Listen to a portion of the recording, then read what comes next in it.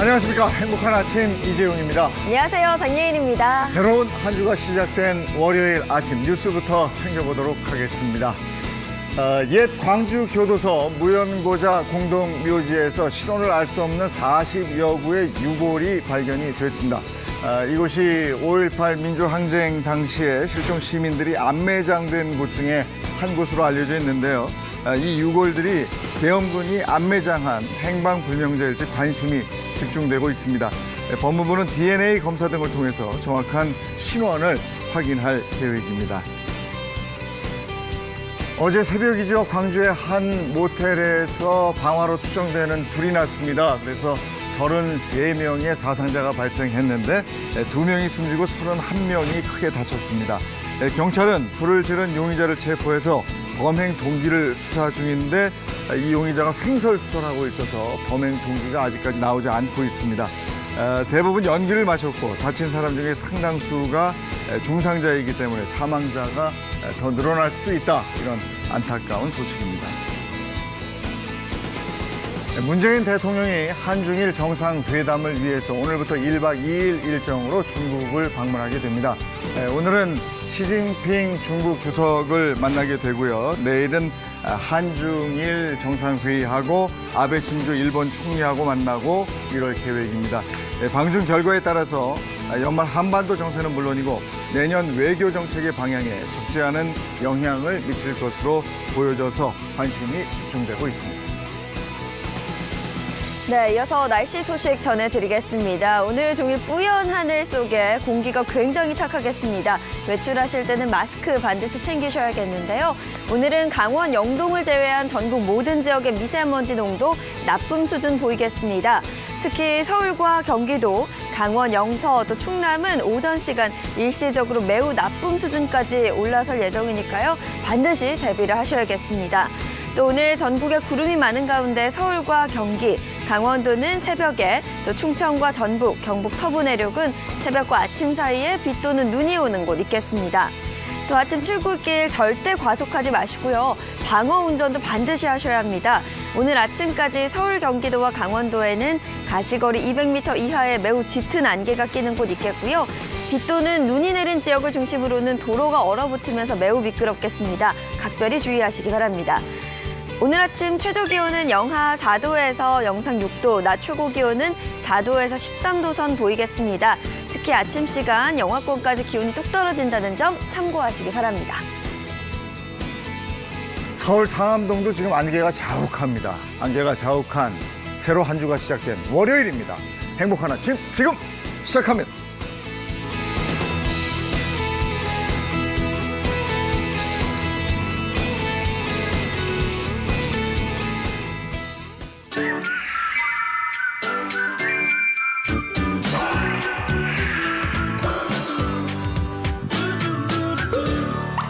미세먼지가 걱정이 되는 아침이긴 합니다만 안개가 자욱하고 이러니까 산타 할아버지가 더 기다려집니다.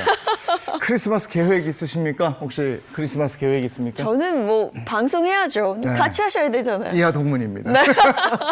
근데 예전에 사실 크리스마스라고 그러면 종교를 떠나서 흥청망청했어요. 막 술들 드시고 막. 근데 요즘엔 그런 게 아니고 따뜻한 마음으로 사실 그 혼자 사는 분들은 크리스마스 이런 때가 더 외롭거든요.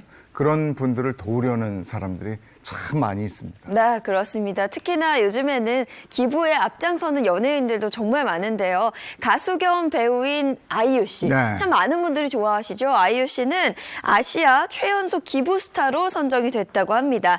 지금까지 다양한 방법을 통해서 한화로 약 9억 원을 기부를 했다고 하네요. 또 얼마 전에 개그우먼 이영자 씨가 그 매니저하고 광고 찍었잖아요. 그 광고 찍은 돈 출연료 전액을 기부하는 것으로 전해졌습니다. 아, 참 일 많이 하네. 예. 그렇죠. 그리고 또 기부하면 떠오르는 대표 부부죠.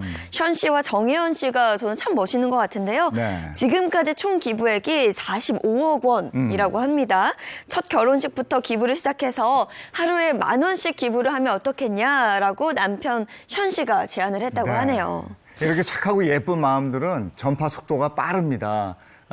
저희도 지금 이거 빨간 열매 네. 많이들 보시죠? 연말이 되면 방송하는 사람들 빨간 열매로 이렇게 여기에 의미가 상당히 있습니다. 우리와 더불어 함께 사는 이웃들 생각도 좀 하는 그런 연말이 됐으면 좋겠다 이런 취지잖아요. 또 사랑의 온도탑이 광화문 왔다 갔다 하실 때 한번 보시지 않았습니까? 거기에 온정의 손길, 따뜻한 마음이 더 많이 확산될 때마다 그 온도탑이 올라가거든요. 오늘 그런 얘기를 좀 나누도록 하겠습니다. 김현순 사무총장 이 자리에 나와 있습니다. 함께 하겠습니다. 어서 오세요. 네, 안녕하세요. 네, 반갑습니다. 지금 2020 희망 나눔 캠페인이 진행이 되고 있습니다. 사랑의 온도탑에 대해서 먼저 이야기 좀 부탁드릴게요. 네, 이번 희망 2020 나눔 캠페인은 연말연시에 도움이 필요한 우리 이웃들을 위해 국민의 정성을 집중적으로 모으는 캠페인입니다. 지난 11월 20일 날 시작했으니 오늘이 벌써 한 달이 좀 넘었습니다. 네. 서울 광화문 광장을 비롯해 전국에 나눔을 상징하는 사랑의 온도탑이 세워져 있고요. 내년 1월 31일까지 총 73일간 전국 17곳에서 진행되고 있습니다. 네.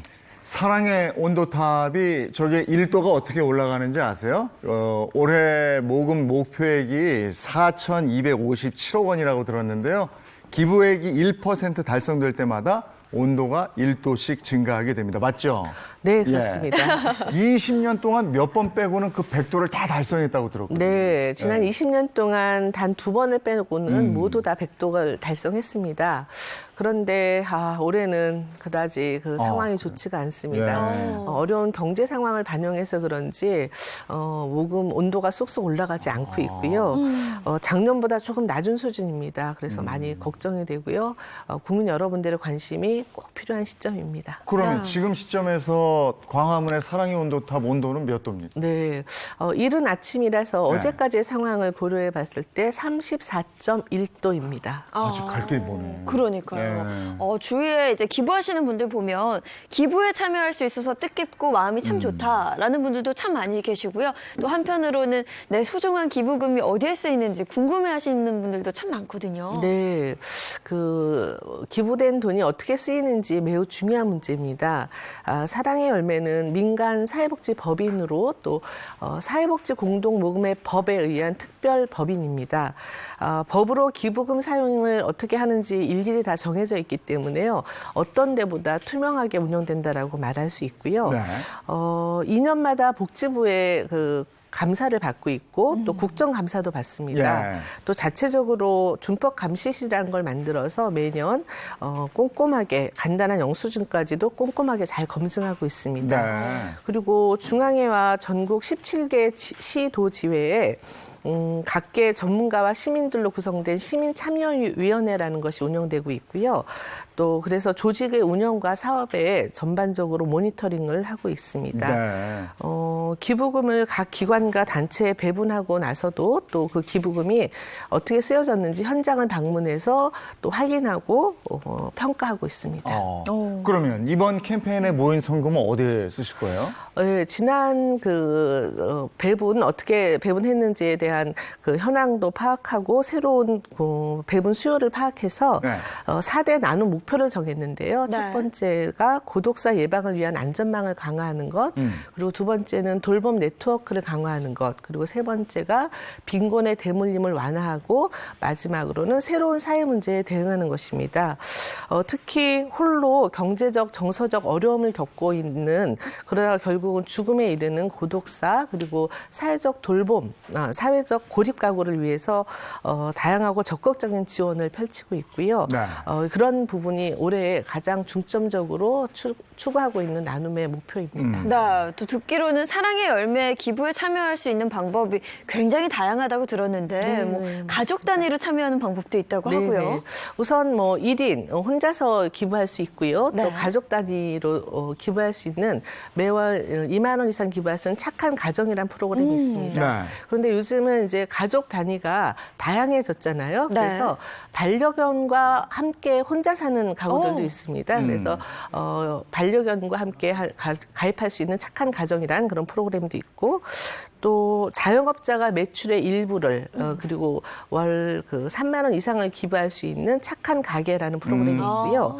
또 직장인이 급여의 일부를 기부할 수 있는 착한 일터라는 프로그램도 있고 100만 원 이상 기부할 수 있는 나눔 리더라는 프로그램도 있습니다. 그리고 고액 기부할 수 있는 프로그램이 있는데요. 1억 원 이상 고액 기부자 모임인 아너 소사이어티라는 예. 프로그램도 있습니다. 여기에는 반기문 전 유엔 사무총장 그리고 연예인들도 많이 있는데요. 가수 설현 씨, 수지 씨, 뭐 현숙 씨, 그리고 배우 수혜 씨와 김보석 씨 같은 분들도 있고요. 네. 축구 선수 박지성 씨나 그리고 전 농구 선수인 서장훈 씨 같은 분도 있습니다. 아, 그렇군요. 근데 요즘에는 돈뿐이 아니고 비현금성 자산도 기부할 수 있다면서요? 네네, 맞습니다. 부동산이나 증권 같은 비현금성 자산을 전문가들의 도움을 받아서 기부할 수 있고요. 네. 또 최근에 관심이 많이 늘고 있는 유산 기부도 가능합니다. 네. 또 그 외에도 향후회나 동문회, 뭐 또 동아리, 또 팬클럽 같은 각종 모임이나 단체가 1,000만 원을 기부하면 가입할 수 있는 나눔 리더스 클럽이라는 것도 있습니다.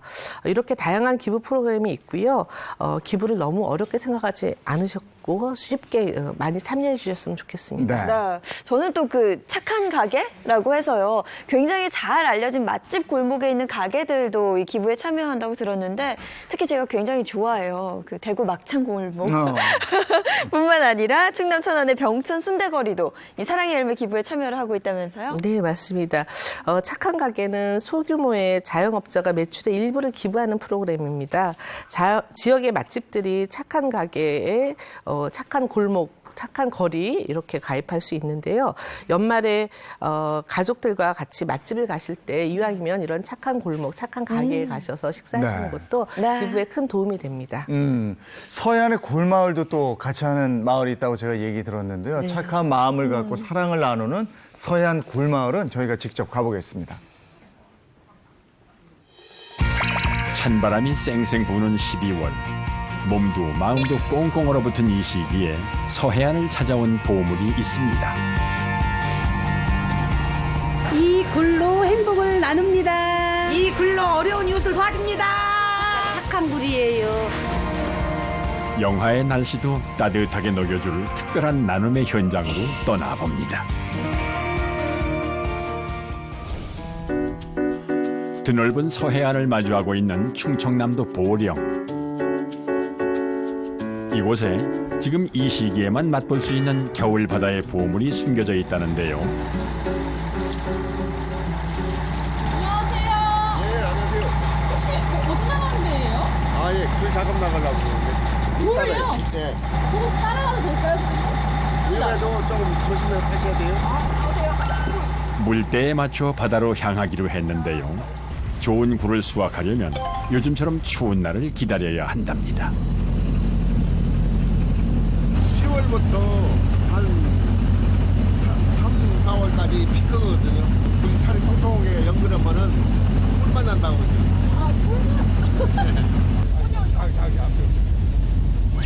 배를 타고 5분만 나가면 바로 만날 수 있는 굴 양식장. 선정! 이곳 양식장은 지역 주민들이 공동으로 운영하는데요.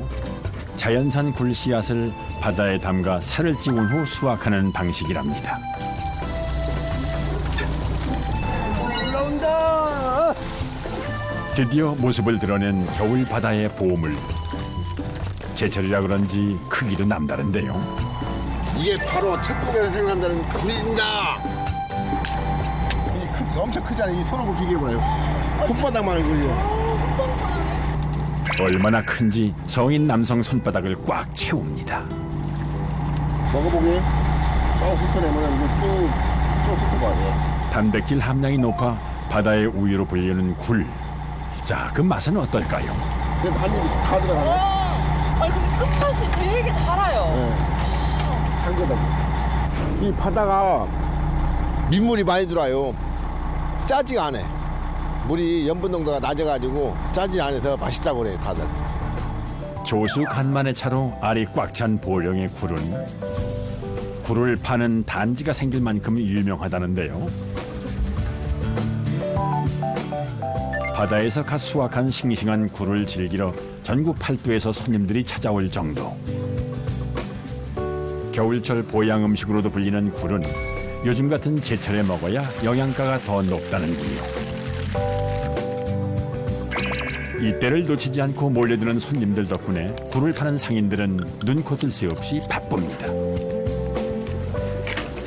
하루에 굴 드시러 오시는 분들이 한 주말이면은 한 2, 3천 명 오시는 것 같아요. 이때 거리에 등장한 의문의 무리. 맞춰 입은 조끼와 팻말을 보아하니 평범한 사람들은 아닌 것 같습니다. 저희는 착한 가게를 찾으러 나온 고령시 사랑열매 나눔봉사단입니다.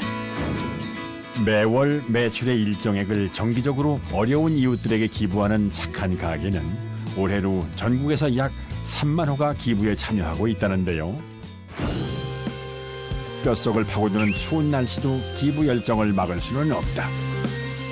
따뜻한 나눔을 실천한 착한 가게를 찾기 위해 사랑의 열매 나눔 봉사단이 이곳에 떴습니다. 이건 충북단지에 있는 그 상인분들이 매월 3만 원 이상의 약간 정기 수익금을 기부를 해주시면 저희가 이런 한판 같은 것도 붙여드리고. 아이고, 이렇게 고생하시는데 협조해야죠. 아이고, 감사합니다. 예. 가게 명의가 신청서만 작성하면 매월 자동이체로 기부할 수 있다는 사실. 기부금 부담도 크질 않으니 상인들의 반응도 적극적이라네요. 예, 고맙습니다. 아이고, 고생하시네요. 감사합니다. 감사합니다. 자진해서 어디 나가서 하지도 못하고 뭘 알지도 모르니까 그런 분들이 오셨을 때 하는 거예요. 없는 사람들은 추운데 얼마나 고생하겠어요. 어려운 이웃을 위한 다양한 지원 사업에 사용되는 착한 가게 기부금. 행복을 나누려는 사람들의 적극적인 참여 덕분에 기부금은 매년 늘어나고 있습니다. 충남 지역에는 2009년부터 시작해가지고 지금 1211호가 가입되어 있는 상태입니다. 저희한테 그 기부를 해주시겠다는 그런 마음만 있으면은 저희는 언제든 달려가서 기부를 받고 있습니다. 단지 내에 착한 가게는 총 11곳. 단지 곳곳으로 기부 열풍이 퍼져나가고 있는 요즘 가게 하나하나가 아닌 거리 전체가 나눔을 실천하는 게 이들의 목표라네요. 특정 지역에서 다수의 착한 가게가 배출되면 착한 거리로 지정이 되는데요. 굴단지가 착한 거리가 될 날도 머지않은 것 같습니다. 손님 되게 좋아하는 거야. 이걸 알아봐요? 알아, 보죠. 기왕이면 여기 와서 자기들이 좀 물건 팔아주고 또 먹고 기왕이면은 그러면은 또 좋아하죠. 조금씩이나마 여러 사람이 보탬이 되면 큰 힘이 될 수 있다고 저는 생각을 해요. 11곳의 착한 가게 중 특별한 곳이 있다는군요. 저희 천북굴단지 관련해가지고 지금 부회장님께서 굉장히 많이 협력해주시고 저희 돌아다닐 때도 회장님이 계속 같이 다녀주시면서 설명을 많이 해주시고 계세요. 올해 11월부터 기부에 참여한 초창기 착한 가게입니다. 지금은 주변에 권유할 정도로 기부에 앞장서고 있지만 기부가 어려운 줄 알던 시절도 있었다는데요. 이게 우리가 이제 식당을 하니까 손님이 처음에 첫 손님 오는 손님 거는 무조건 저기 통장에 집어넣자 되지 아무도 모르게 그냥 갖다만 놓고 와라 밝히지도 말고 그렇게 하라겠는데 그게 몇 년이 지났는데 내가 해보지를 못했어요. 실천도 안 되고 그리고 어느 날 갑자기 저 올 테니까 사인하고 아무 말 말고 사인하고 해 막 그러더라고. 이번 기회에 하자 그래야 하는 거예요. 굴 장사를 하는 20년 동안 품어온 부부의 마음은 착한 가게를 만나 길을 찾았습니다. 나눔을 실천하는 부모님을 보며 일하는 보람을 느끼는 딸. 수익금으로 또 도와드리잖아요. 그래서 뭔가 일하면서도 약간 자부심이라고 해야 되나? 그런 마음으로 일하고 있어요. 따뜻한 마음이 문 밖까지 느껴지는 걸까요? 가게 안은 손님들로 북적입니다.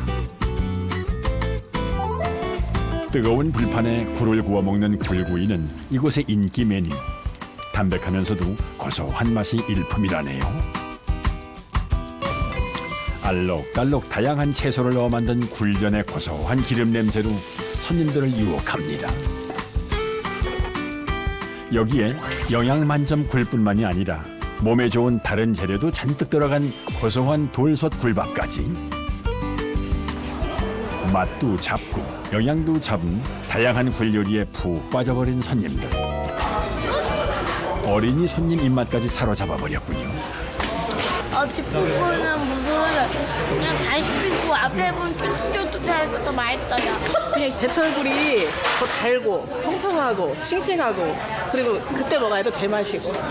이 착한 가게는 기부하고 막 그러는 데잖아요. 그래서 이왕이면 다 똑같을 거니까 그래서 기부하는 데고 그래서 여기로 왔어요. 물건도 싱싱하고 서로 기분 좋은 일이잖아요. 기부에 동참한다는 생각에 손님들도 뿌듯하답니다. 앞으로 다른 가게들도 참여해서 많이 활성화가 돼서 착한 가게가 많아졌으면 좋겠습니다. 착한 가게와 함께 따뜻한 겨울 나세요. 즐거운 마음으로 나눔을 실천하는 사람들. 따뜻한 손길이 모여 행복한 내일을 만들어 갑니다. 화면 보니까 정말 굴 먹고 싶은데 기왕에 먹는 굴이라면 착한 가게에서 먹으면 의미도 있고 더 맛있고 좋을 것 같아요. 네. 착한 골목들, 착한 마을들, 착한 동네들 계속 늘어나고 있는 거죠? 네네, 그렇습니다. 착한 가게는 소규모 그리고 중소규모의 자영업자들이 매출의 일부를 기부하는 프로그램인데요. 그렇다고 해서 반드시 매장을 경영하는 분들만 가입할 수 있는 건 아닙니다. 네. 중소기업이나 프랜차이즈 그리고 학원이나 병원 같은 다양한 착한 가게들이 있고요. 또 지역의 맛집들이 착한 가게에 통째로 가입한 경우도 많아서 지역 홍보에도 큰 도움이 된다고 합니다. 또 사랑의 열매도 홈페이지 그리고 다양한 브로셔 같은 걸 그리고 지역의 사랑의 열매 나눔 봉사단을 통해서도 열심히 착한 관계를 홍보하고 있습니다. 네. 많은 참여를 부탁드립니다. 네, 정말 많은 분들께서 이야기 쭉 들어보시면서 나도 기부에 참여해보고 싶다라고 느끼실 것 같은데요. 방법이 굉장히 간단합니다. ARS 전화 기부하실 수 있고요. 문자 기부도 가능하고요. 또 홈페이지를 통해서 간편하게 기부에 참여하실 수도 있습니다. 또 사랑의 열매 전화 상담실도 언제나 열려 있죠. 080-890-1212를 통해서 기부에 대한 모든 것 전해 들으실 수도 있겠습니다. 네, 덧붙여 주실 말씀 있으면 한 말씀 해주시죠. 네, 사랑의 열매는 매년 3만여 개의 기관과 단체 그리고 도움이 필요한 약 492만여 명의 개인을 지원하고 있습니다.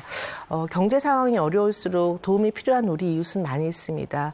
나눔은 경제적 여유가 있는 사람만 할 수 있다라는 생각을 좀 넘어서서 누구나 나눌 게 있다. 그리고 나의 작은 정성이라도 어떤 누군가에게는 큰 희망이 된다라는 생각으로 올 겨울 나눔에 꼭 동참해 주셨으면 좋겠습니다. 네, 김현순 사무총장과 함께했습니다. 고맙습니다. 네, 고맙습니다.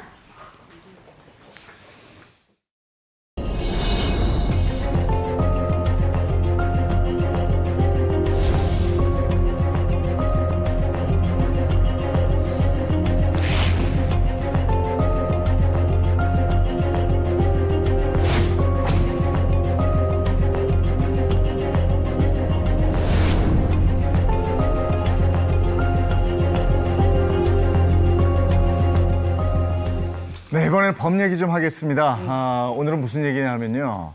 제 또래들이 제일 고민하는 건데 노후 준비 안 돼 있으면 상당히 불안하거든요. 네. 거기에 관련된 얘기를 좀 나누도록 하겠습니다. 네, 특히 노후 생활비에 대해서 걱정하시는 분들 정말 많으시더라고요. 저희가 표를 하나 준비를 해봤어요. 보면서 좀 이야기를 드릴게요.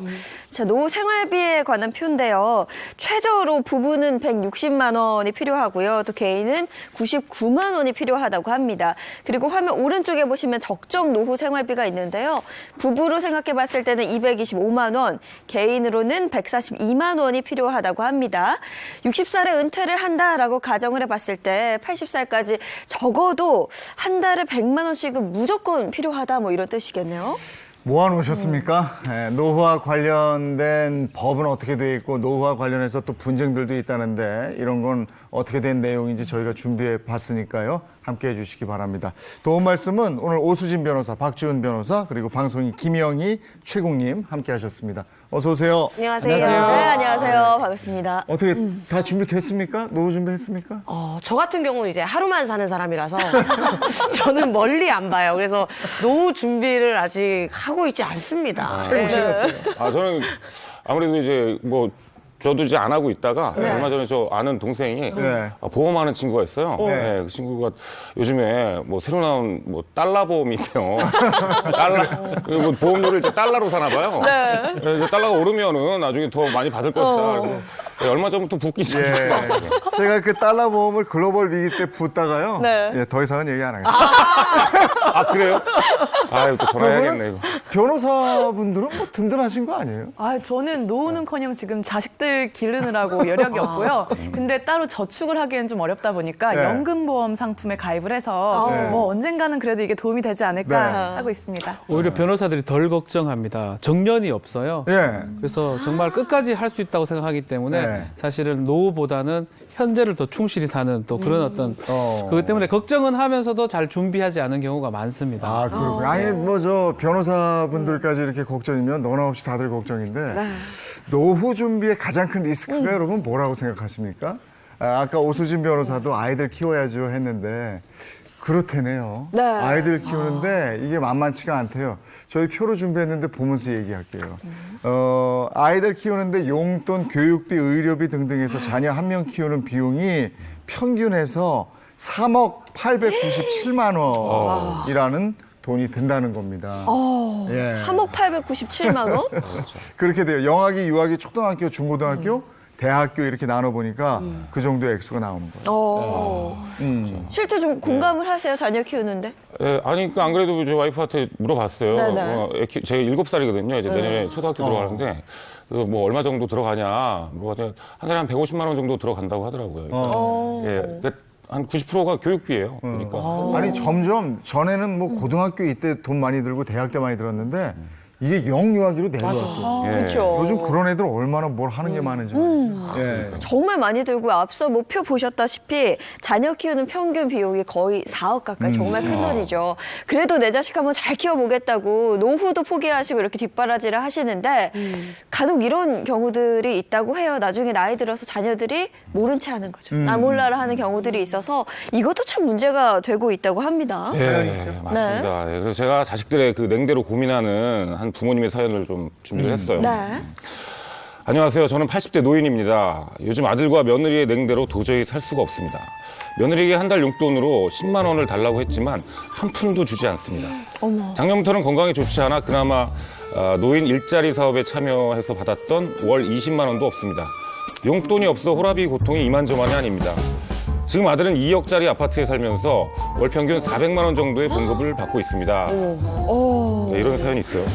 아니, 월급 400만 원 정도 받으면 부모님께 10만 원 정도는 드릴 수 있는 거 아닌가요? 그러니까요. 아니, 근데 이게 며느리도 문제인데 사실은 이 아들이 더 문제라고 생각하는 게 지금 월 평균 400 정도면은 형편도 괜찮은 거거든요. 어떻게 이렇게 혼자 사시는 분을 이렇게 나 몰라라 할 수 있는지 화가 나네요, 진짜. 그러니까요. 10만 원도 못 드린다 뭐 이런 얘기인데 법적으로 좀 혼쭐 내줄 수 있는 방법 없을까요? 네, 법적으로 처벌을 해주고 싶은데 일단 큰 범주에서 보면 노인의 학대에 해당할 수는 있습니다. 왜냐하면 신체적, 정서적인 이런 폭력뿐만 아니라 이렇게 뭐 경제적인 지원을 하지 않고 방임을 한다든지 그리고 이게 결국에는 정서적 학대로 이어지거든요. 굉장히 속상한 마음이 들겠죠. 하지만 법적으로 처벌하기에는 각자의 사정이 또 다를 수가 있고 또 이 아들 분의 또 대출이라든지 생활 여력이 어떤지 이런 것들을 좀 살펴봐야 되는 문제가 있습니다. 통계상 노인 학대를 하는 사람의 70%가 자식 등 가족들이 대부분입니다. 그럼에도 불구하고 학대 행위를 뭐 입증하기도 어렵고요. 또 가족에 의해서 당하는 학대 행위이기 때문에 신고를 좀 못합니다. 신고하기도 어렵고 또 신고를 했다가 공포감이 들 수가 있고요. 그래서 실제로 일어난 학대 행위보다 더 많은 어떤 피해들이 지금 감춰져 있는 게 아닌가 이렇게 추측이 되고 있습니다. 네, 그러니까 수입이 있는데도 부모에게 최소한의 생활비를 주지 않는 것, 이건 노인 학대다라는 말씀이시죠? 네, 맞습니다. 노인 학대는 해당하지만 다만 각자 가정마다의 그런 생활 여력이 다르기 때문에 당장 이것을 처벌해달라라고 하기보다는 오히려 부양료 청구 소송을 민사로 하시는 것이 더 좋은 방법입니다. 할 수 있다는 거네. 그러니까 부모님 모실 여력이 되는데 나 몰라라 하는 자식들한테 내가 너희 키웠으니까 부양료를 다오라고 법적으로 할 수 있다는 얘기예요. 네, 그렇습니다. 당연한 권리인데요. 이게 이제 민법상으로 조항이 있어요. 그런데 일단 지금까지 부양료 청구 소송이 접수된 건수를 보면요. 젊은 시절 자신의 노후 대책보다는 자식 하나만을 잘 되길 기도하면서 자식에게 재산을 주고 그 다음에 또 경제도 어려워지고 또 사회도 소홀해지고 하면서 자연스럽게 빈곤 문제로 이어질 수가 있는 건데요. 부양료 청구 소송은 부모가 자녀에게 부양료를 받을 권리가 있다는 점을 증명하고 법적으로 부양료를 청구하는 소송입니다. 지금 작년에만 벌써 252건의 부양료 청구 소송이 접수되었습니다. 그런 드라마도 있잖아요. 그 가족끼리 왜 이래라고 있는데 유동근 씨가 이제 시한부 이제 선고받았는데 그 3남매가 자기를 거들떠보지도 않으니까 성인이 된 이후에 들어간 비용을 반환하라.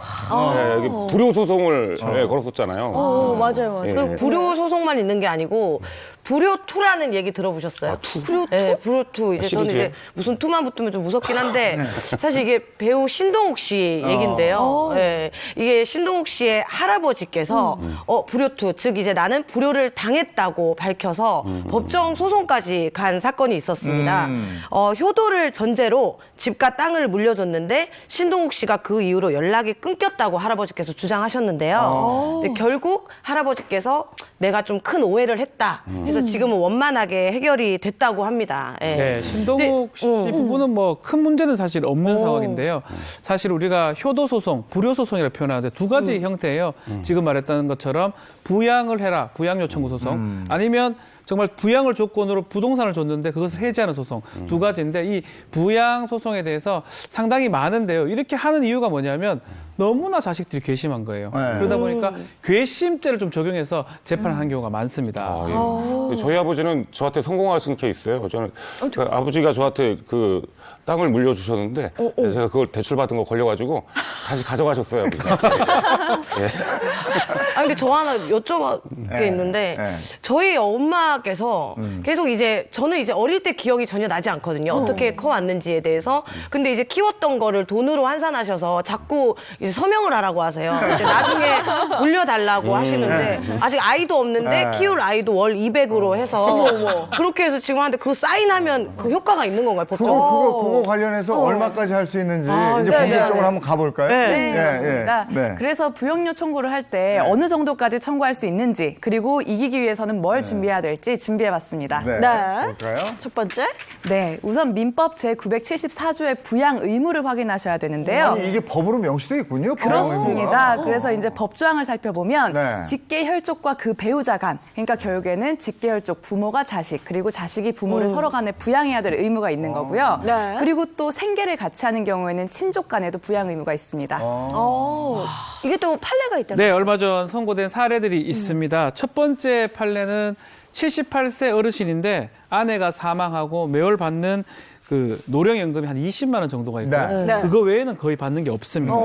이분 자녀가 4명이 있는데 이 4명한테 부양료로 150만 원을 청구했던 사건입니다. 이게 소송까지 갔으니 부모님 마음은 또 얼마나 아프셨겠어요. 두 번째 거 있죠? 네, 두 번째 사례는 전처와의 자녀가 둘 있고 이제 이혼을 했는데 이혼한 후에 전혀 왕래가 없다가 아들에게 이제 100만 원씩 매달 지급하라라면서 부양료 청구를 제기한 소송 사건입니다. 부양료를 청구를 했다. 그래서 그러면 그 사건은 좀 어떻게 결과가 나왔나요? 첫 번째 사건은 이제 노령연금 20만 원 외에는 뭐 전혀 없기 때문에 또 일정한 재산을 지금 좀 받아야 되는데 그게 없다고 본 것 같아요. 그러다 보니까 법원에서는요 월 15만 원에서 30만 원씩 이 자녀 4명이니까 최대 120만 원 부양료를 주라고 이렇게 판결이 났습니다. 예, 그런데 반면에 두 번째 사례 같은 경우에는 부양료 청구 소송이 기각됐어요. 그래서 단지 부모라고 해서 부양료를 무조건 받을 수 있는 것이 아니라 지금 이분 같은 경우에는 최근에 매도한 빌라가 뭐 한 9천만 원 정도짜리였고 그리고 또 재혼한 배우자가 어느 정도의 수입을 벌 수 있는 여력이 있었어요. 게다가 매달 기초 노령연금도 40만 원씩 수령을 하고 계셨고 이런 전반적인 것들을 보면 이분은 충분히 생계를 유지할 수 있는 여력이 된다라고 본 것입니다. 그러니까 그 경제적인 상황이나 부양의 유무 뭐 이런 것에 따라서 그 액수도 달라지네요. 네, 맞습니다. 그래서 지금 여기 나온 것처럼 자녀의 경제적인 능력이 있어야 됩니다. 그리고 그리고 부양을 받을 부모는 경제적 능력이 없어야 됩니다. 그래서 이제 부양료 얼마까지 받을 수 있나요?라고 상담을 오시는 분들이 있는데 사실 법원에서 이런 뭐 자녀 소득이 1,000만 원이면 얼마 이런 식으로 단정지어서 말씀을 드리기는 어렵고요. 그 사정을 잘 살펴봐야 됩니다. 최근에는 이제 60대 노모가 의사인 아들에게 부양료를 청구했는데요. 결국엔 이 60대 노모가 사망하실 때까지 의사인 아들이 매월 수입이 한 800에서 100천 정도가 됐어요. 근데 매월 이제 50만 원씩 지급하라라는 판결이 난 사례가 있습니다.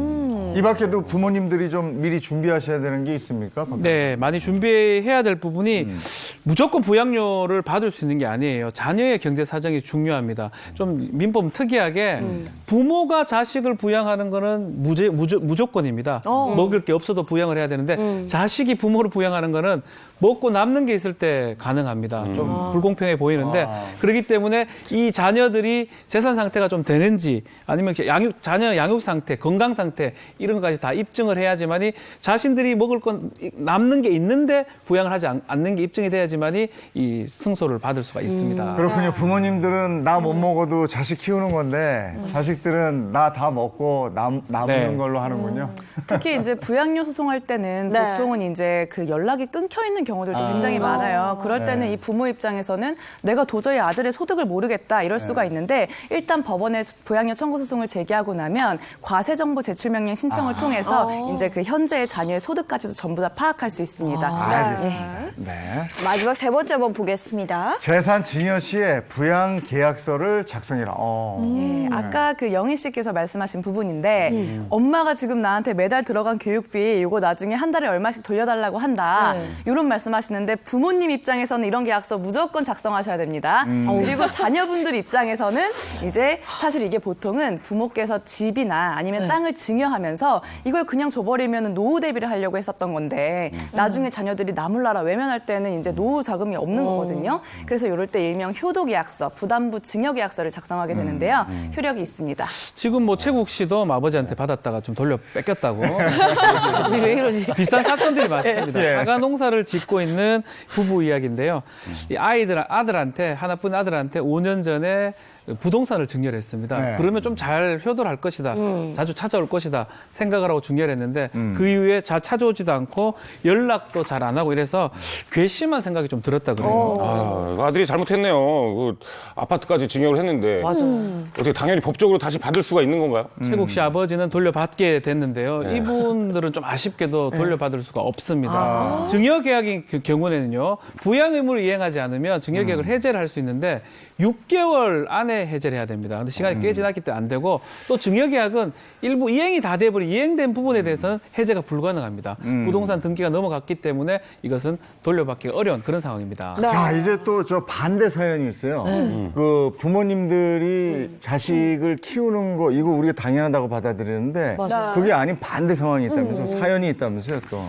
이게 무슨 사연이냐면 그 부모가 자식을 나 몰라라 했다가 나중에 찾아와서 다시 또 뭐 돈 내라 이런 사연이래요. 그 사연이 뭔지 제가 한번 그러면 설명을 드릴게요. 저희 사파를 준비했거든요. 한번 보면서 말씀을 드리겠습니다. 안녕하세요. 저는 작년에 결혼한 30대 부부입니다. 그런데 요즘 남편과 사이가 좋지 못합니다. 약 20년 전 어머니와 이혼한 뒤 연락 두절이던 아버지가 최근 부양료를 달라고 요구를 하면서부터가 됐습니다. 아버지는 너랑 사위랑 잘 살고 있으니까 돈을 벌 수 없는 나에게 월마다 부양료를 줘야만 한다라고 주장을 했고요. 부양료를 주지 않으면 부양료 청구 소송을 제기할 것이라고 으름장을 놓습니다. 아버지는 저를 버렸는데 저는 그럴 수가 없는 건가요? 이거 진짜 너무 화가 나는데. 네. 아니 20년 전이면 이제 10살인데 그 다음부터 경제적인 도움을 하나도 받지 않은 거잖아요. 그럼 나중에 내가 먹고 살만 해도 이거는 뭐 부양하고 싶지 않은 그런 마음이 들 것 같은데. 이 부양 의무는요, 제가 말씀드린 것처럼 뭔가 조건이 있긴 하지만 그렇다고 하더라도 무조건적 또 의무가 발생하는 겁니다. 설사 부모하고 자식하고 상당히 떨어져 있다 하더라도 자식이 부모를 부양할 의무는 있는 거고요. 어릴 때 부모가 자식을 부양하지 않는다 하더라도 나중에 만났다 하더라도 자식은 부모를 부양해야 되고 다만 금액은 좀 적을 수 있어요. 뭐 최소 월 수십만 원에서 좀 많게는 100만 원까지 나올 수가 있는 그런 상황입니다. 안 드리고 싶어도 어떻게 드려야 될 의무가 있다라는 거죠? 저는 못 드려요. 저는 못 드립니다. 왜냐면 못 드립니다. 안 됩니다. 아니 이게 너무 억울한 게 사실 이혼하고 이렇게 연락이 오래 끊기는 경우도 있고 사실 부모님이 자식을 버리는 경우도 되게 많거든요. 근데 이거를 전 못 드리죠. 네. 부모가 자식을 버렸다. 실제로 이런 판결이 있었는데요. 이 할아버지, 이 분은 과거에 아주 이혼을 하고 자식들하고 연락을 끊겠다. 내가 다시는 연락을 안 하겠다라고까지 선언을 하셨어요. 근데 나중에 이제 부양료 청구 소송을 한 겁니다. 근데 이 자녀분들이 한의사하고 교사하고 이랬어요. 그래요? 그래서 영희 씨처럼 나는 도저히 이거 부양료 드릴 수 없다. 막 이렇게 나왔는데 결국에 법원에서는 세 분이 합해서 한 80만 원 정도를 부양료를 지급해라라는 판결을 내렸습니다. 사실 저는 이제 한의사랑 이제 변호사가 아니거든요. 아니기 때문에 아직 여전히 못 드리고. 근데 이거는 직업상 봤을 때 형편이 괜찮거든요. 그러면 이거를 자녀의 이 수익이 괜찮은 걸 알고 딱 일부러 나타나신 게 아닌지 의심이 되거든요. 그렇죠. 근데 그게 의심된다 하더라도 부양 의무 자체는 인정이 돼야 된다라는 게 법원의 판결이고요. 그리고 이 외에도 외환위기 때 이제 퇴직을 한 이후에 직장이 없으셨어요. 그래서 오랫동안 따로 떨어져서 연락도 안 하고 지내셨는데 이분이 나중에 뇌병변 판정을 받았어요. 그리고 이제 아들에게 부양료 청구를 했는데 결과적으로는 아들이 아버지에게 매월 부양료 20만 원씩을 지급하라라는 판결이 내려졌습니다. 되게 양육을 안 했더라도 부양의 의무는 있다? 네, 맞습니다. 그렇게 되는 거군요. 또 하나가 하나가 기가 막히는 게 있는데 아이들을 안 키웠어요. 아이들을 안 키웠어. 근데 나중에 보험료 때문에 이 아이들을 고모하고 고모부가 키웠다고. 맞아요. 네. 근데 보험금은 그 전에 키우지도 않았던 부모한테 가는. 네, 원래 맞아요. 그렇게 돼 있는 거예요. 이 사건이 너무 안타까운데요. 정말 그 예비 신부로 결혼을 앞두고 사망을 했어요. 근데 어릴 때부터 이제 친모가 도망을 가고 그리고 나서 이제 이분을 고모부하고 고모가 키워줬습니다. 그런데 결국에는 이제 보험금을 받아야 되잖아요. 그게 이 피해자한테 지급돼야 될 보험금이 결국에는 상속을 받을 수 있는 사람이 친모밖에 없다 보니까 친모한테 간 거예요.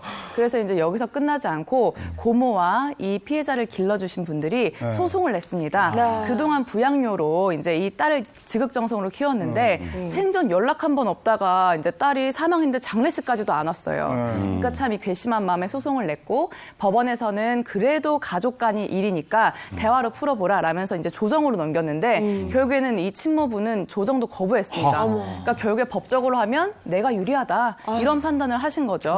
그래서 참 억울한 소송을 이제 이어가셔야 되는데 어느 정도에 대해서는 어쨌든 부양료가 인정될 수는 있습니다. 하지만 아이의 가져가신 그 보험금의 액수가 워낙 크기 때문에 이 금전적으로만 따졌을 때는 사실 이 고모와 그 고모분, 그 가족분들에게 좀 불리한 판결이 될 수 있습니다. 양육과 또 부양에 대한 법들은 또 이렇게 돼 있군요. 상식선인데, 그죠? 이게 상식선인데 그 상식을 깨는 일들이 또 이렇게 있습니다. 네. 자, 이렇게 해서 첫 번째 이제 법에 관한 이야기 한번 나눠봤고요. 이번에는 자동차 관련해서 소식 좀 전해드리겠습니다.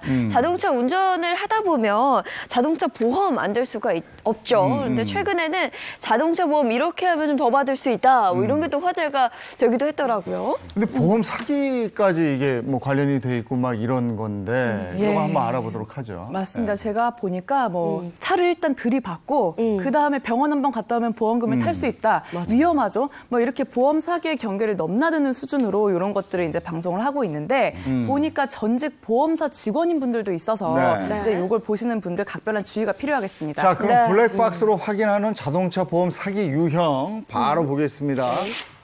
차에 뛰어드는, 이거 자해형인데. 이거 요즘에 알아. 예전에는 이게 블랙박스가 없었으니까. 너무 목숨 이 걸고. 사기범들은 움직이는 차를 보면 이게 다 돈으로 보인다는 이런 유형인데요. 이건 영상이 있습니다. 한번 같이 보시면 좋겠어요. 지금 자동차가 회전을 하는데 전봇대에 숨어있던 사람이 갑자기 뛰어듭니다. 너무 바로 이렇게 보험비를 노리고 자해를 하는 건데요. 블랙박스에 찍혔네. 그렇죠. 다행히 블랙박스가 없었으면 이거 굉장히 억울할 수 있습니다. 와, 저러다 진짜 뭐 죽을 수도 있는 거 아니에요? 그렇죠. 너무 위험하고 이러면 안 되죠. 그렇죠. 목숨을 담보로 한 건데 결국에는 이렇게 된 경우에 보험사기 특별법에 따라서 보험사기 범으로 이제 10년 이하의 징역 또는 5천만 원 이하의 벌금형으로 처벌될 수도 있습니다. 자, 두 번째 거 볼게요. 두 번째는 외제차로 억대 보험 사기. 이거는 좀 보험료가 비싸게 책정이 되니까 그런가? 예, 이거는 고가 외제차를 사서 네. 요걸로 허위 사고를 내는 겁니다. 요것도 한번 이제 영상을 보시면요. 외제차 같은 경우에는 굉장히 잘 믿어준다는 예. 지금 갑니다. 외제차 한 대가 급하게 나와고 급브레이크를 밟았죠. 뒷차는 어쩔 수 없이 이걸 받을 수밖에 없었어요. 근데 이런 사고 외에도 심지어 가해차하고 피해차를 서로 역할을 분담해가지고 이렇게 허위 사고를 내기도 합니다. 팀이네, 팀. 그렇죠. 그래서 일부러 그럼 고가의 외제 차량을 구입을 해서 이런 사고를 낸다는 거죠. 이런 사고를 내가지고 3억 5천만 원 정도나 보험금을 타갔는데요. 이렇게 값비싼 고가의 외제차 같은 경우에는 이 사고 접수가 들어올 때 좀 의심을 하지 않는 경향이 있다고 합니다. 지금까지는 그랬는데요. 그래서 일부러 이렇게 외제차를 구입해서 허위 사고를 내고 그리고 그걸로 보험금을 3억 5천만 원 가량이나 이제 타내는 신종 사기 수법입니다. 그럼 이렇게 보험 사기로 적발이 되면 어떻게 처벌이 돼요? 예, 보험 사기 특별방지법이 있습니다. 10년 이하의 징역 또는 5천만 원의 벌금에 처할 수가 있고요. 이득액이 5억에서 50억 원 미만이면 이거는 특정경제문제 가중처벌법 위반이 됩니다. 3년 이상의 유기징역이 될 수 있으니까 또 금액이 더 크면 5년 이상이 될 수가 있으니까 유의를 해야 될 것 같습니다. 알겠습니다. 자, 이제 세 번째 한번 보겠습니다.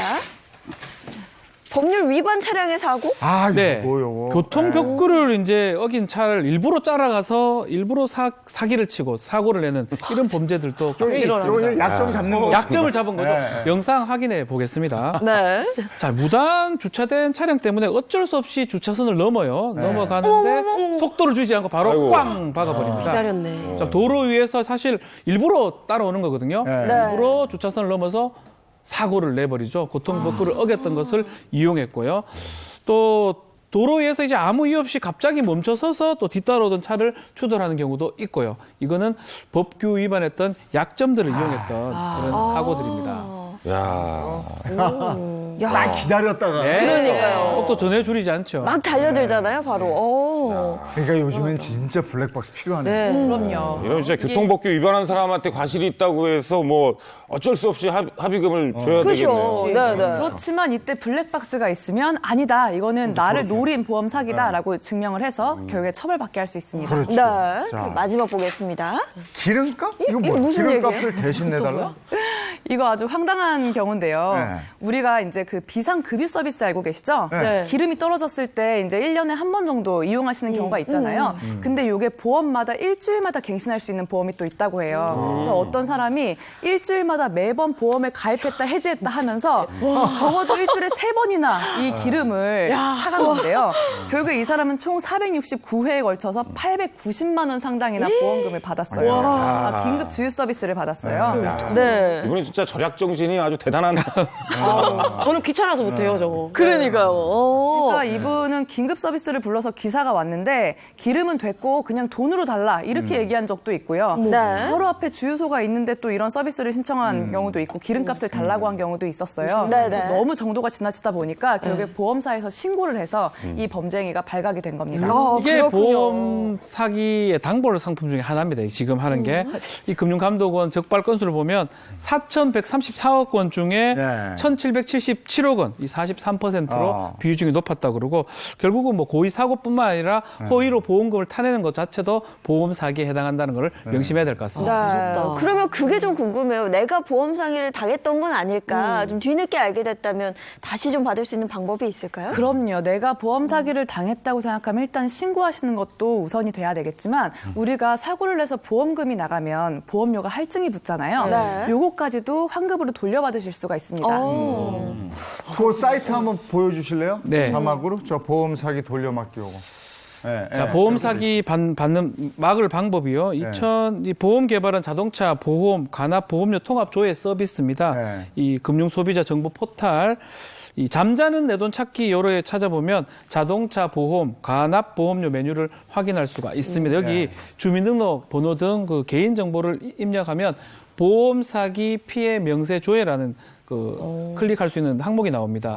여기 가면 확인이 되고요. 또 환급 요청까지 바로 할 수 있으니까 꼭 확인해 보면 좋을 것 같습니다. 이제는 이렇게 직접 확인할 수가 있는데요. 지금까지 총 14억 원이나 환급이 됐다고 합니다. 그러니까 내가 과거에 당했던 사고가 사기일 수도 있는 거죠. 직접 확인이 가능하시니까 꼭 확인해 보시고 벌써 2,466명이나 이렇게 환급을 받은 사례가 있으니 부당하게 이제 냈던 그 보험료는 돌려받으시기 바랍니다.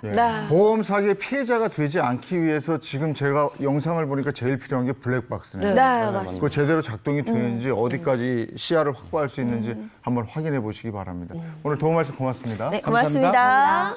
네. 자, 이제 대한민국의 기술 발전을 위해 노력하는 분들 모습을 좀 보도록 하죠. 네, 바로 기능 한국인인데요. 그 10번째 주인공 영상으로 만나보겠습니다. 빛의 속도로 눈부신 성장을 이루어내며 한강의 기적을 일으킨 기술 강국 대한민국. 그 뒤에는 최고의 기술력으로 성공한 기능 한국인이 있습니다. 기능 한국인이란 10년 이상 산업체 현장 실무 기술 경력이 있는 자로서 사회적으로 성공한 우수 숙련 기술자를 뜻합니다. 국가 경쟁력 상위 9%, 대한민국 산업의 숨은 영웅들. 우리는 그들을 기능 한국인이라 부른다. 제10편, 끊임없이 도전하는 천창렬 기능 한국인을 만나봅니다.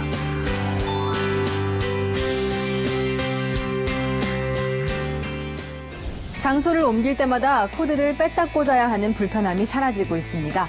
가전제품의 무선 열풍이 청소기나 공기청정기뿐만 아니라 선풍기로도 이어지고 있다고 합니다. 우리 생활을 편리하게 해주는 다양한 무선 전자제품. 작동을 시키기 위해선 꼭 필요한 것이 있다는데요. 원통형 리튬이온 배터리인데요. 바로 전기 에너지를 보관하는 2차 전지, 리튬이온 배터리입니다. 그 제품에 따라서 좀 더 높은 전압이나 많은 용량을 필요로 하게 되는데 이럴 경우에는 전지를 잘 적층해서 그 전자회로, 보호회로를 장착을 하고 케이싱을 하게 되면은 그게 이제 어떤 시스템에서 필요로 하게 되는 배터리 팩이 되는 겁니다. 배터리 팩이란 여러 배터리 셀을 하나로 합쳐 외부 환경의 물리적 충격으로부터 보호하고 특정한 역할을 수행하도록 만든 것인데요. 2차 전지인 배터리 팩과 보호 회로를 제조하는 오늘의 기능 한국인. 안녕하세요. 저는 2014년 기능 한국인 84호 천창렬입니다. 기능 한국인 천창렬 대표입니다. 처음에 저는 이제 고등학교 졸업하고 기계 쪽 일을 했어요. 그때 당시에 전공이 기계였기 때문에. 그래서 중공업에서 일을 시작하게 됐는데 뭐 좀 작고 정밀한 이런 쪽을 제가 좀 선호하는 타입이었는데 조선소는 뭐 아시다시피 배 하나가 뭐 아파트 몇 동 합쳐놓은 그 정도 사이즈이기 때문에 저하고는 좀 안 맞았던 것 같습니다. 고등학교 졸업 후 대기업에 취업한 천창렬 기능 한국인. 하지만 자신의 꿈을 위해서 미래가 안정된 직장을 포기하고 새로운 직종에 도전을 했다는군요. 그 회사에 다니면은 제가 정년퇴임까지 현재 하고 있는 일이 좀 아주 편했어요. 자기 의도대로 개발하고 그 결과물이 나왔을 때 뭐 남들이 알아주건 못 알아주건 이제 본인 스스로 어떤 희열을 느끼고 만족감을 느끼는 겁니다. 기술이 돈 버는 게 아니라 돈 버는 게 기술이다. 이런 생각을 가지고 주변에도 이렇게 얘기를 하는 편입니다. 그의 도전 정신은 2006년 회사 설립 후 각종 특허와 수상의 영예를 안게 했고 2014년 기능 한국인까지 얻게 됐습니다. 경기도 안양에 위치한 기능 한국인의 일터. 이곳은 배터리 팩 그리고 배터리 보호 회로와 검사 장비를 전문 제조하는 국내 강소 기업인데요. 이 배터리 팩 제작 과정 중엔 반드시 거쳐야 하는 과정이 있답니다. 이건 이제 환경 시험을 한 건데 저쪽에 이렇게 녹이 쓴 거는 이제 염수 분무 시험 해갖고 이렇게 녹이 쓴 그 상태를 시험한 거고 리튬이온 배터리는 이제 에너지 밀도는 높고 가벼운데 이제 폭발 위험성이 있거든요. 그래서 이거는 좀 관리가 좀 필요합니다. 그러니까 뭐 과충전이 됐거나 뭐 과도 부하가 걸렸을 때 이런 거를 미리 감지해서 이 상태가 지속이 되면은 문제가 발생될 거다. 이곳에서 생산하는 리튬 이온 배터리는 여러 전자기기에 사용되는데 출시 전 반드시 이처럼 까다로운 검사를 거쳐야 한다는군요. 리튬 이온 배터리는 가볍고 에너지 밀도가 높지만 과충전이나 심한 충격을 가하면 폭발 위험성이 있기 때문이죠. 이러한 이유로 문제점을 보완했다는 기능 한국인. 저희는 이걸 BMS라고 부릅니다. 배터리 매니지먼트 시스템. 리튬 배터리는 단점인 폭발 위험성을 방지하는 것이 관건. 때문에 보호 회로와 안전 관리 장치를 끊임없이 연구해 안전한 배터리 팩 상용화에 기여했다는군요. 이거는 전기 버스용 배터리 팩입니다. 대형 배터리 팩이죠. 휴대폰 약 5,000개 정도의 용량이라고 보시면 됩니다. 5,000개요? 예. 저희는 이제 그렇게 만들어진 배터리 셀을 얼마만큼 최고로다가 쓸 수 있게끔 할 것인가. 이게 배터리 팩 설계 기술이라고 이렇게 보시면 됩니다. 천창렬 대표가 이끄는 기업의 이러한 전문 기술력은 요즘 각광받고 있는 친환경 전기버스의 심장이 됐고, 최근에는 태국의 대표 이동수단 툭툭의 배터리팩 개발을 추진하는 등 해외에서까지 그 기술력을 인정받았습니다. 주어진 상황에서 자신만의 목표의식을 가지고 그 목표에 도달할 때까지 연구와 개발을 통해 끊임없이 도전한다는 천창렬 대표. 그의 기술 발전을 위한 뜨거운 열정은 직원들에게도 상당한 귀감이 된다는군요. 보면 대표님이 지금까지 20년 동안 갖고 오신 거를 저희한테 양분을 주시는 거죠. 저희가 또 미래 엔지니어로서 크게 성장할 수 있게 많은 도움을 항상 받고 있습니다. 기술을 기반으로 커오셨던 분이라서 저희한테 많은 기술을 좀 더 쉽게 설명해 주시는 편이시죠. 직원 4명으로 시작해 이제는 50여 명의 삶의 터전을 이끄는 천창렬 대표. 하지만 이 자리에 서기까지 참 녹록치 않았다는데요. 그리고 이제 초창기에는 이제 요령이 없고 뭐 실적이 없고 이러다 보니까 뭐 누구나 좀 겪게 되는 것 같고요. 회사를 이렇게 만들고 이제 어떻게 키워나갈 것인가. 근데 이게 생각만큼 잘 되지는 않더라고요. 회사 설립 초기에는 신생 회사다 보니 거래처를 만들어가기가 쉽지 않았던 것이 현실. 하지만 그의 열정만큼은 여기서 쉽게 무너지지 않았습니다. 무엇인가 새롭게 바꾼다는 것은 항상 부담입니다. 그런 부담이나 리스크를 감수하고 자기가 이루려는 뭔가를 하고자 하는 사람들이, 그런 열정이 있는 사람들이 그걸 하게 되는 것이지, 그냥 현재에 만족하고 이런 사람들은 아무것도 이룰 게 없다고 이렇게 생각을 합니다. 전문 기술력을 갖춘 후에도 끊임없이 도전하는 것이 삶의 낙이라는 천창렬 대표. 그의 꿈은 여전히 현재 진행형입니다. 그날 저녁, 오늘은 천창렬 대표의 고등학교 동문 모임이 있는 날. 회사 밖에서의 모습은 어떨지 궁금해지는데요. 이제 이 친구는 항상 이제 자신감이 넘쳐요. 항상 그 자신감이 넘치고, 뭐 친구들하고 이제 대화를 하더라도 항상 이제 뭔가 확신을 가지고 얘기를 하고. 우리 천창렬 선배님은 항상 뭐 열정이 대단하시고, 우리 후배들을 항상 뭐 아끼시고, 뭐 항상 이런 모임에 오면은 또 적극적으로 지원을 또 많이 해주십니다. 이처럼 천창렬 대표가 도전과 열정의 상징이 되게끔 묵묵하게 응원해준 특별한 사람이 있답니다. 제 와이프입니다. 네, 안녕하세요. 매일 좀 바쁜 것 같아요. 모든 회의도 많고 너무 안쓰럽고 잘해주고 싶은데 이제 잘 그러지 못해서 미안할 때는 많아요. 그간 걸어온 발자취보다 앞으로 걸어갈 발걸음이 더 많기에 다가오는 내일이 늘 설렌다는 천창렬 대표. 뭐든지 그런 것 같아요. 한번 해보고 나니까 이제 경험이 생기고, 그래서 자신감이 생겨갖고, 이게 생각보다 별건 아니구나. 앞으로 또다시 이런 걸 한다면 더 잘할 수 있겠구나. 이런 자신감이 생기는 것 같아요. 후회를 하더라도 내 선택을 가지고 후회를 하고, 일단 시도해보고 판단하는 게 저는 맞다 보고요. 그게 도전 정신이라고 봅니다. 미래의 새로운 도약을 꿈꾸는 천창렬 기능 한국인. 당신의 열정을 응원합니다.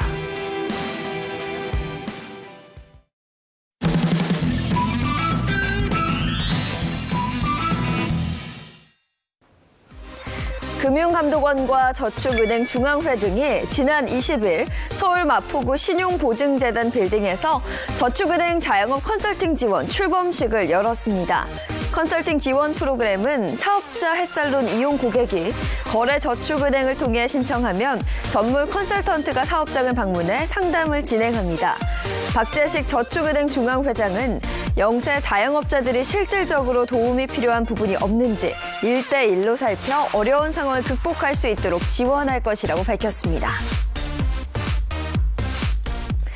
다음 소식입니다. 해외여행 가면 현지 유명 음식 맛보기가 필수죠. 그런데 한국에 돌아와서도 그 맛을 그대로 맛보고 싶을 땐 어떻게 해야 할까요? 최근 이런 소비자들을 위한 음식점이 늘어나고 있다는 소식입니다. 자세한 내용 영상으로 함께 보시죠. 중국인 2명이 한창 음식을 고르고 있습니다. 홍콩의 한 딤섬 전문점이 우리나라에서 처음으로 문을 열었는데 고향 음식을 맛보려고 온 겁니다. 刚才你吃的菜味道怎么样？很好吃，就比我之前在家乡的，就是味道还好一丢丢。 이처럼 해외 현지 음식을 한국식으로 바꾸지 않고 현지 맛 그대로 제공하는 곳이 인기를 끌고 있습니다. 요즘 트렌드가 그쪽 정통의 음식을 한국에 가져와서 그대로 많이 시연하는 경우가 있는데 정통의 맛을 살려보는 그런 레스토랑을 하고자 합니다. 대만에서 들여온 한 버블티 전문점은 백화점에 입점하자마자 50여 개 디저트 브랜드 가운데 1등으로 올라섰습니다. 또 미국 샌프란시스코의 한 베이커리 브랜드는 한국에서 처음으로 임시 매장을 열었습니다. 해외 유명 먹거리들의 레시피를 그대로 구현한 브랜드들과 상품들이 고객님들의 인기를 끌고 있습니다. 세계 각지 음식을 그대로 즐기려는 소비자들이 증가하면서 집안에서 쉽게 즐길 수 있는 간편 가정식 제품까지 등장하기도 했습니다. 채널A 김기용입니다. 어제 동짓날 팥죽 많이 드셨습니까? 어제로 나쁜 기운 다 물리치시고 오늘부터 좋은 기운만 있으시길 기원하겠습니다. 네, 한 주의 시작 희망차게 해보시기를 바라고요. 저희는 내일 아침 8시 더욱 재밌고 알찬 내용으로 돌아오겠습니다. 행복한 아침, 행복한 하루 되십시오. 고맙습니다. 고맙습니다.